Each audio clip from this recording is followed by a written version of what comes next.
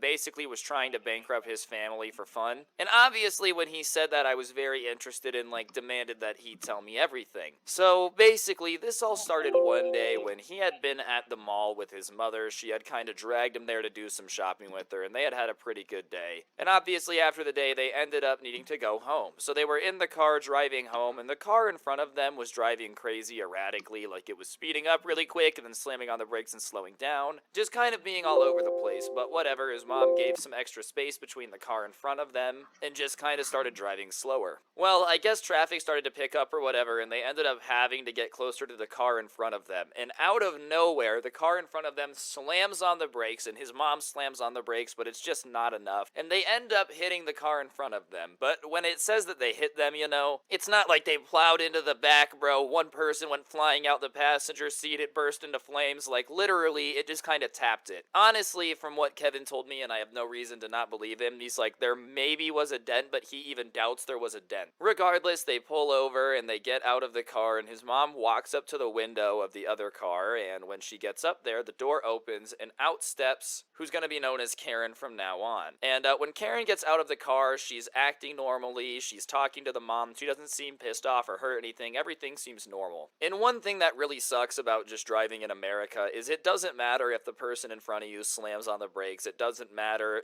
what the situation is. If you hit anyone from the back, you're automatically at fault. So even if it's barely a tap, it's kind of up to the person you hit to kind of decide what happens next. And while this Karen lady is acting normal for now, she's really insistent on calling the cops. And obviously there's nothing wrong with that. Some people are just paranoid, that's cool. But it wasn't the type of crash where they needed the cops to be there. They definitely could have just swapped insurances, contacted each other, and just handled it that way. There was no need for like any of this to go down the way it went down. So whatever, she calls the cops, and as soon as she's on the phone with the cops, this like calm, collected Karen lady that had just been acting relatively normal before goes full on Karen mode, bro. It was like somebody had told her that the coupon that she had was expired and she wasn't going to be able to use it. You would have thought that some lady had like walked up to her, punched her in the face, and said, "Your cooter smells like tuna fish." Like, it was genuinely as if something had just flipped in her head. She starts screaming on the phone with the police that she had been rear-ended by a lunatic who was threatening her and trying to flee the scene,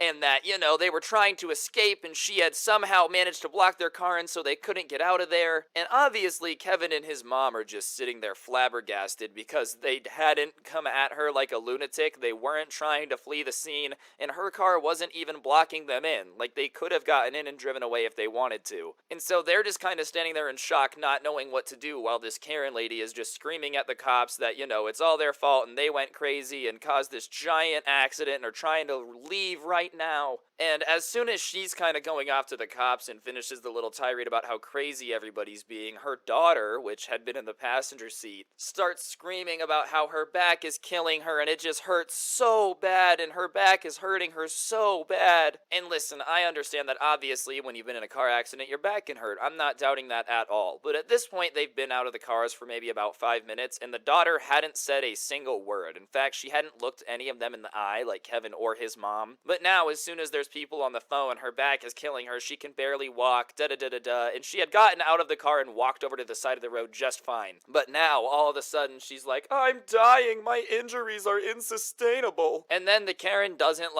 explain that she needs police there immediately or anything, or explain that it's an accident. She just hangs up. So obviously, all this operator has heard is pure chaos, car accident, someone screaming they can't feel their legs, like, whatever's going on. So within about 15 minutes, dude, there's 4 cop cars, a fire truck, and 2 ambulances there. And this tiny, tiny, tiny fender bender becomes this big deal. The daughter and the mom claim that they need ambulances to go to the hospital, and it's pretty apparent right away that they're definitely trying to act way more hurt than they are. And for those of you that don't know, this actually does happen from time to time. It's like an insurance scam thing. Basically, people drive like trash to try to get you to rear end them, and then they say that their back hurts because it's kind of medically impossible to disprove back pain. So they go with something really vague, and then they just sue the crap out of you, claiming that you ruined their life and now life sucks for them because of you, da-da-da-da-da.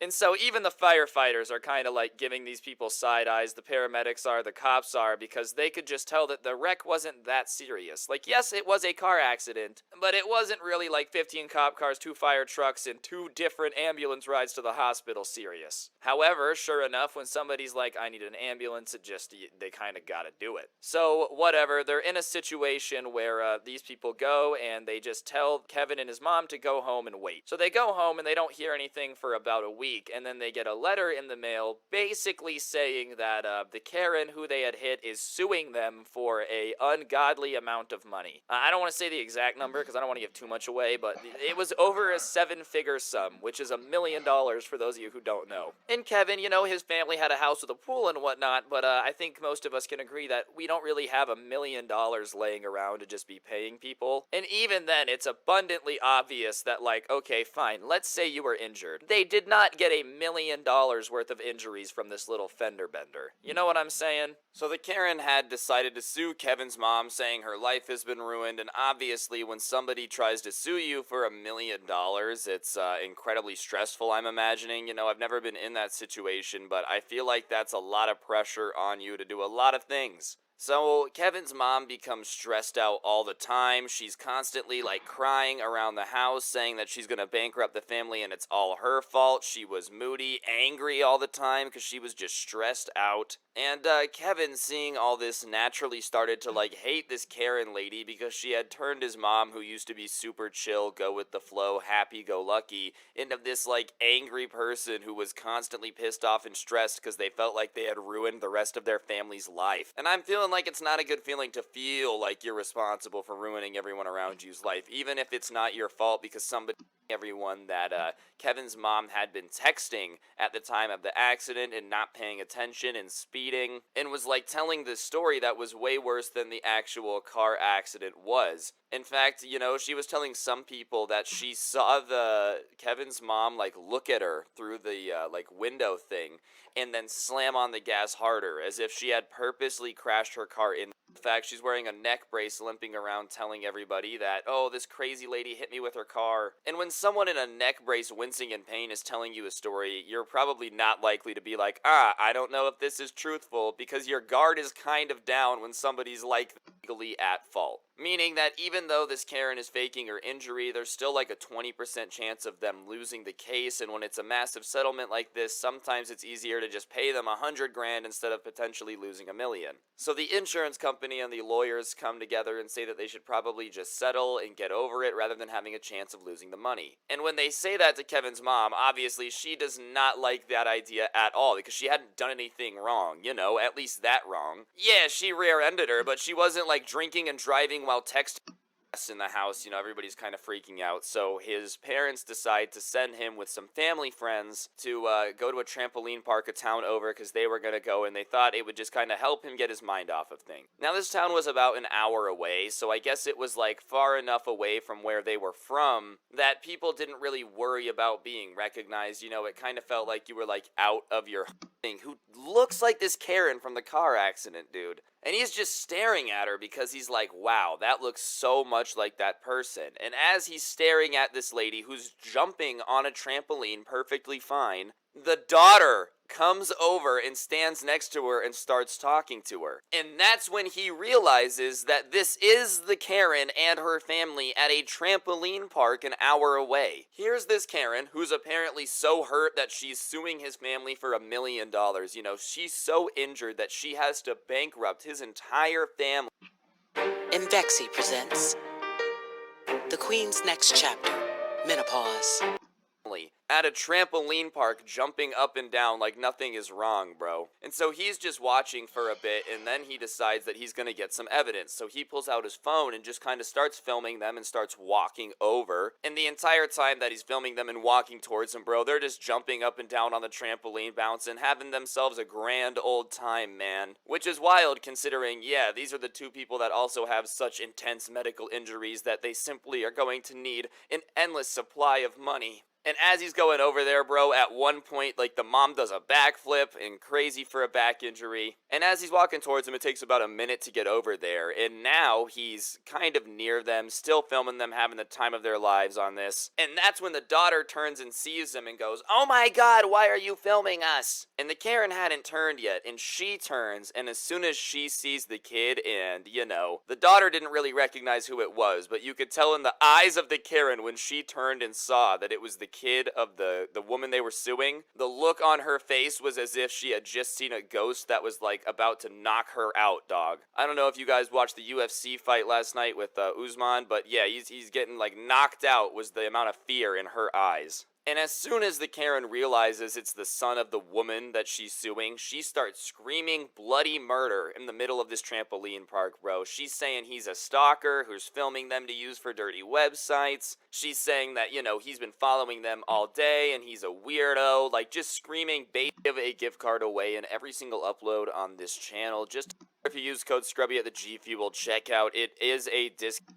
Like, she throws her body weight into him and then looks at the security guard and starts screaming, "Help, he's attacking me, he's attacking me, he's attacking me." And I think she thought in her head that it would make Kevin look insane, but the only problem is she had done it when, like, they were too close and very obviously saw what was going on. So now security's kind of got the eyebrow raised, bro. She acting kind of sus, imposter among us. Jesus Christ, that was bad. I'm really sorry you guys had to hear that. Anyways, so they separate them and obviously are kind of like, I don't know what the hell's happening. And as they separate them just like in this little area, the Karen is not coming down. She's screaming about how he's a stalker and he has videos of them and he has to delete the footage right now, otherwise she's calling the police. She's freaking out because she understands that, you know, if this kid manages to keep that video, the chances of her ever winning this lawsuit that she's like faked this injury for is slim to none. So she's just trying to like freak out and make the security guards just have him delete it really quick just to have this done with. The only problem is because the security guards had kind of walked up and witnessed this, her like throwing herself onto him, they don't really buy it. And even then she's still screaming and swearing and going ballistic in the middle of the tramp. Look like they just fought the devil. And they ask him if he's been stalking this woman for weeks, and obviously Kevin goes, no, you know. And in fact, he starts giggling and he explains the situation. And I don't know if it was just the stress or the relief of catching this woman being here, but he explains to the guards like everything from the car accident to him suing his mom, all of it. And the guards kind of realize what's going on and kind of, you know, don't question it much, and they realize, yeah, that makes sense. Which is wild to me, and it was kind of like, why the hell did they not question this kid more, until it comes out that, you know, they tell Kevin that they had never had to deal with somebody that unbearable before, and yeah, like the story she was telling them didn't make any sense. Like, apparently she was telling them that Kevin had gotten obsessed with her last time she was at the trampoline park and had been stalking her ever since, taking videos of her and following her everywhere because they wanted to date and whatnot. And when they were like asking her for details, she just couldn't provide any, and she was screaming at them, saying she was gonna get them fired, all this crazy stuff. Which, here's what I don't understand. If you're gonna, like, you know, commit to trying to just be a crazy,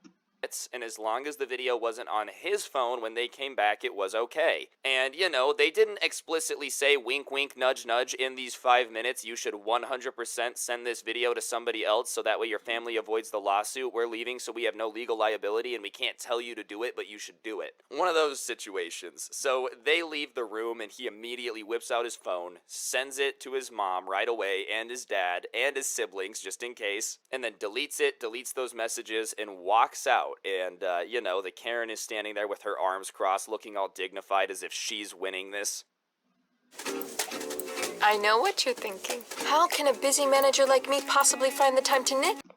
You know when they do, like, the arm cross foot tap thing? Like, you thought you won? And he's a weirdo stalker and, like, won't leave them alone. And at that point, security's just had enough. They take the daughter's phone out of her hand and they're like, you guys gotta leave. So, you know, Kevin, the family, friends that he was with, and these people all have to leave. The security just didn't want to deal with the drama, and I don't blame them. And for 3 days, they don't really hear anything. They got all nervous, they're stressed, and the lawyer calls them and basically said that they had forwarded the video to the insurance company and their lawyers, and they had dropped the case and apologized. Yeah, I don't think this lady understood that just because you're paying the lawyers doesn't mean that they're going to go ahead with the lawsuit if evidence is presented. Like, they didn't send this lady the video and tell her to drop the lawsuit. They just sent it to the legal team and were like, hey, we can keep doing this, but we're gonna use this in court and you're gonna lose, so don't waste your time. And at that point, yeah, her team was like, okay, yeah, we're not doing this. You've been faking your injury trying to just bankrupt these people for no reason. So this lady had paid for these lawyers and is now out all of the money because, you know, when you lie to the people representing you, basically, she was basically committing fraud, you know? So, like,